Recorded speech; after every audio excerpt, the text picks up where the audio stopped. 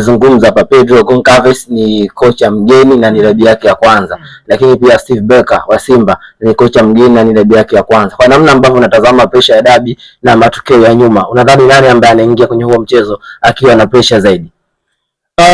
Pressure zaidi nadhani ni kwa upande ya kubwa sana ni kwa upande wa Simba, lakini na Young Africans wanaweza kaa na pressure, na wote wameambiwa picha ilivyo kwenye makabrasha, last games zilikuwa vipi.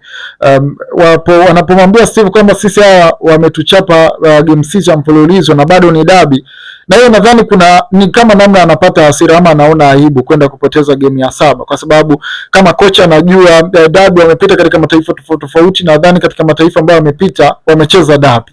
Sasa kama umecheza dabi na unataja kama dabi alafu dabi bado umechapika, umechapika game 6 mfululizo, tena kuna game nyingine za vichapo vibaya sana, goli 5, nadhani yeye atamani kuona kitu kikitokea.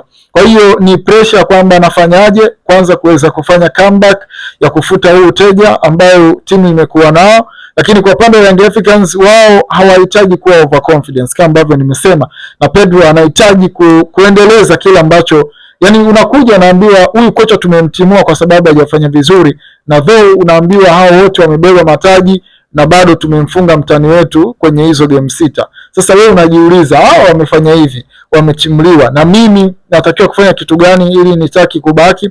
Kuna malengo mengi ambayo yamepangiwa, na kama unajua Simba na Yanga, kwenye moja ya malengo ambayo kocha huwa anapangiwa ni pamoja na kumfunga Simba ama kumfunga Yanga kama ambavyo tunajua mashabiki. Kwa hiyo kama coach Steve nadhani atafunga Young Africans, pengine anaweza akajitengenezea maua ama nafasi kubwa ya mashabiki wa Simba pamoja na uongozi wa Simba. Na ukizungumzia moja ya vitu ambavyo vinaendelea kwa sasa hivi kwa baadhi ya viongozi wa Simba, kutokuwa na muunganiko na kuelewana. Kwa hiyo kama coach Steve atapata matokeo mazuri, basi nadhani naweza ikarejesha pia utulivu kwa mashabiki na kwa uongozi. Lakini kama atapoteza, kiukweli pressure itazidi kuwa kubwa sana kwa mashabiki pamoja na uongozi wa Simba. Lakini kwa Young Africans wao, mimi tahadhari ni kwamba football inahitaji nidhamu sana, inahitaji heshima sana. Unaweza kuwa umepata matokeo huko kipindi cha nyuma, lakini game nayoenda kutazamia ni game tofauti. Nimezungumza, umeshinda huko nyuma, tofauti kabisa. Kuna idadi kubwa sana wachezaji Simba,